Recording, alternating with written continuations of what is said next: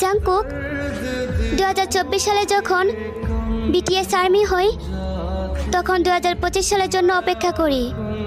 কারণ 2024 সালে আর্মি হয়ে শুনেছি আপনারা মিলিটারিতে, তাই 2025 সালের জন্য অপেক্ষা করি। আর আপনারা যখন 2025 সালে ফিরে আসেন, তখন মনে হয় এই সালটা যেন শেষ না হয়, আটকে যাক এই সালে। আর এখন কেন জানি মনে হয় একটা বছর শেষ হওয়া মানে আপনাদেরকে হারিয়ে ফেলা।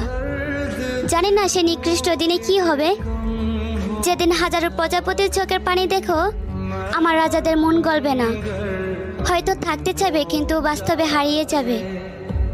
তারপর এক কালবৈশাখী জ্বরের মতন 7টি রানী এসে বলবে এই 7টি রাজা শুধু একান্তই তাদের।